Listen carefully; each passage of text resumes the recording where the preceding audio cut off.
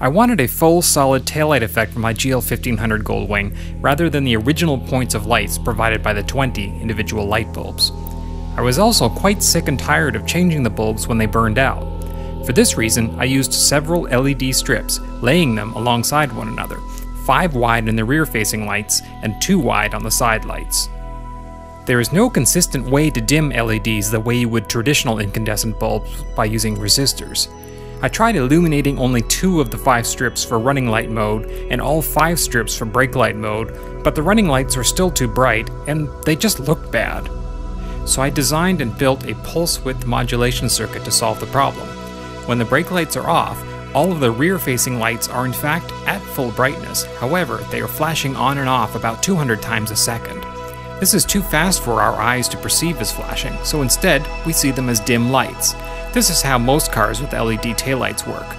Adjusting the timing of the pulse width modulation circuit adjusts how bright the LEDs are perceived to be. When I hit the brakes, the pulse width modulation circuit is bypassed and the LEDs stay on. This looks much brighter to the human eye. I also installed a brake light flasher on my spoiler LEDs to help bring attention to the fact that I am braking.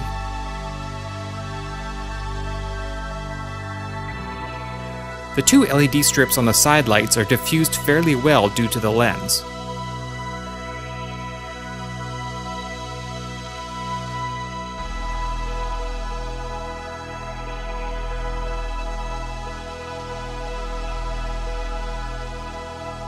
The 5 strips of lights across the back, however, are somewhat visible due to the removal of the Fresnel lens inside, once the lights are converted from incandescent bulbs to LEDs.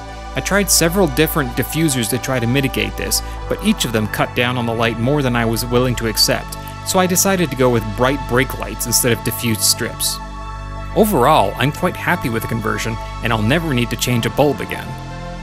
For more information on this conversion and many other maintenance and aftermarket upgrades, visit goldwingdocs.com.